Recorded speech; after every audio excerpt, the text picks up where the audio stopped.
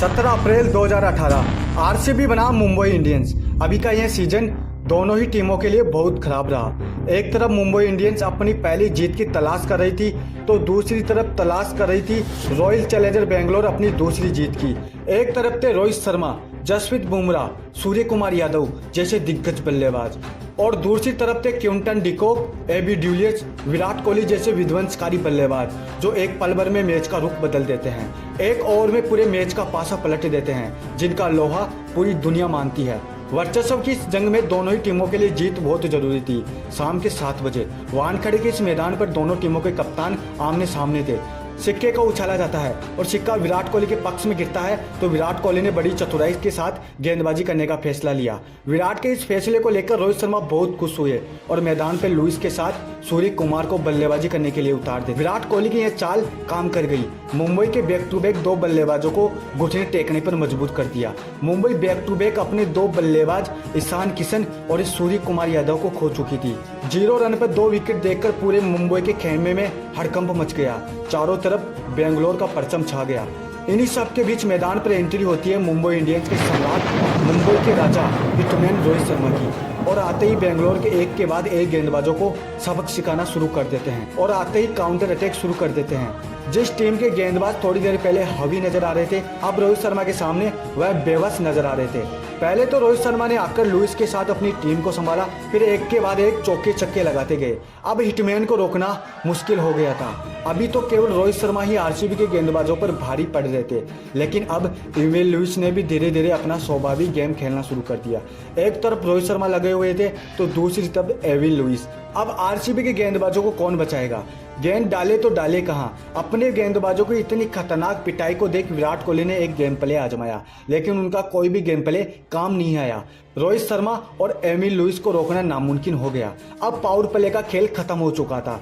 Power play में Mumbai Indians ने 60 run बना लिए थे। पारी का 7वां ओवर लेकर आए कोरी एंडरसन, उनके सामने थे एमिल लुइस और एक बार फिर से एमिल लुइस ने अपना पराक्रम दिखाया और कोरी एंडरसन को लगातार 2 गेंदों पर 2 छक्के लगाकर उनके मंसूबों पर पानी फेर दिया। अब मैदान के बीच विराट कोहली अपना दूसरा गेम प्ले आजमाते हैं और खतरनाक दिख रहे रोहित शर्मा को रोकने के लिए युजवेंद्र चहल को आजमाते हैं, लेकिन उनकी कोई भी चाल काम नहीं आई। रोहित शर्मा ने युजवेंद्र चहल को लगातार 3 छक्के लगाकर अपने इरादे जाहिर कर दिए। अब विराट कोहली को समझ में आ गया था कि भाई खोने के लिए कुछ भी नहीं है, तो फिर से किंग कोहली ने एक और दाव आजमाया और एंडरसन को गेंद दिखाई। एंडरसन ने खतरनाक दिख रहे लुइस को आउट करके आरसीबी को एक बार फिर से गेम में वापसी करवाई। अब मुंबई इंडियंस अपने विस्फोटक बल्लेबाज लुइस को खो चुकी थी। अब सारी जिम्मेदारी हिटमैन रोहित शर्मा पर थी। लुइस के आउट होने का रोहित शर्मा पर कोई प्रभाव नहीं पड़ा और उन्होंने अपनी आक्रामक बल्लेबाजी जारी रखी। 15 ओवरों का खेल खत्म हो चुका था और मुंबई इंडियंस का स्कोर 143 रन था। अभी भी 30 गेंदें और बाकी थी। एक छोर से बैक टू बैक विकेट गिर रहे थे, दूसरी तरफ से रोहित शर्मा अपना आतंक मचा रहे थे। उनके विकराल रूप को देखकर लग रहा था कि भाई रोहित शर्मा आज दोहरा शतक लगा ही देंगे, लेकिन गेंदें कम होने के कारण यह तो मुमकिन नहीं था। लेकिन यह क्रिकेट है और क्रिकेट में कोई भी काम असंभव नहीं है। रोहित शर्मा ने इस मैच में 92 रन बनाए और अपनी टीम का स्कोर 215 तक पहुंचा दिया। एक वक्त में जो टीम 100 का आंकड़ा भी पार नहीं कर पा रही थी, उस टीम का स्कोर 215 रन था। अब बारी थी आरसीबी की। बेंगलुरु के सामने अब 120 गेंदों में 215 रनों का एक विशाल टारगेट था, लेकिन आरसीबी के सामने यह टारगेट एक छोटा मोटा टारगेट था, क्योंकि इस टीम में एक ऐसा खिलाड़ी मौजूद था जिसके पराक्रम से पूरी दुनिया वाकिफ थी। पूरी दुनिया को यह बात पता थी कि अगर यह खिलाड़ी चल गया तो यह स्कोर 15 ओवरों में भी चेस हो सकता है। बेंगलुरु के पास डिविलियर्स नाम का एक तूफानकारी बल्लेबाज मौजूद था, जिसके नाम से बॉलर खौफ खाते थे। बेंगलुरु की तरफ से पारी की शुरुआत करने वाले स्वयं कप्तान विराट कोहली और क्विंटन डिकॉक और दोनों ही खिलाड़ियों ने टीम को अच्छी शुरुआत दी और 4 ओवरों में 40 रन ठोककर मुंबई को सोचने पर मजबूर कर दिया। इन दोनों बल्लेबाजों के विकराल रूप को देखकर कप्तान रोहित शर्मा ने अपनी रणनीति में कुछ बदलाव किया और गेंद थमा दी मिचेल मैकग्रा को। और मैकग्रा ने पहले तो खतरनाक दिख रहे क्विंटन डिकॉक को पवेलियन की राह दिखाई, उसके बाद डिविलियर्स को पवेलियन में बैठा दिया। डिविलियर्स के आउट होने से पूरी आरसीबी के खेमे में हड़कंप मच चुका था।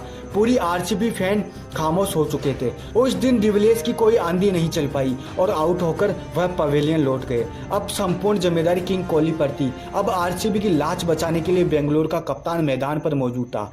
बेंगलुरु का कप्तान का संघर्ष जारी था। एक के बाद एक विकेट गिरते जा रहे थे। दूसरी तरफ किंग अपना पराक्रम जारी रख रहे थे। पारी का 10वां ओवर लेकर आए कुणाल पांड्या ने पहले तो एंडरसन और फिर मनदीप सिंह को आउट करके आरसीबी की उम्मीद को गहरा जख्म दे दिया। लेकिन मैदान पर अभी भी किंग कोहली नाम का एक खतरनाक तूफान मौजूद था और वे लगातार मुंबई के गेंदबाजों पर भारी पड़ते जा रहे थे। 12वें ओवर में फिर से कुणाल पांड्या की वापसी होती है और वह सुंदर को आउट करके पूरी आरसीबी टीम को बैकफुट पर धकेल देते हैं। अब आधी से ज्यादा आरसीबी टीम पवेलियन से मैच देख रही थी और दूसरी छोर से विराट कोहली अपने बल्लेबाजों की सड़ी हुई बल्लेबाजी देखकर खामोश होकर अपने काम को अंजाम दे रहे थे। विराट के अलावा कोई भी खिलाड़ी उस दिन मैदान पर नहीं टिक पा रहा। कोई खिलाड़ी तो गलत शॉट खेलकर आउट हो रहा था तो कोई बल्लेबाज अपने एग्रेसिव के चलते आउट हो रहा था। 15 ओवर पूरे होते होते आधी से ज्यादा आरसीबी टीम पवेलियन लौट चुकी थी। आरसीबी के खाते में महज 100 रन थे। 15 ओवरों में किंग कोहली ने अपना अर्धशतक पूरा किया। अब आरसीबी के लिए यह मैच खत्म हो चुका था क्योंकि यहाँ से मैच जीतना नामुमकिन था क्योंकि भाई रिक्वायर्ड रन रेट 20 के पार पहुंच चुकी थी। लेकिन आरसीबी के मैनेजमेंट और आरसीबी के फैन को यह उम्मीद थी कि जब तक किंग कोहली मैदान पर है कोई भी काम असंभव नहीं। 16 ओवरों का खेल खत्म हो चुका था। आरसीबी के खाते में महज 110 रन थे। यहां से किंग कोहली ने क्रिस वोक्स के साथ मिलकर एक छोटी सी साझेदारी निभाई और मुंबई के गेंदबाजों पर आक्रमण करना शुरू किया।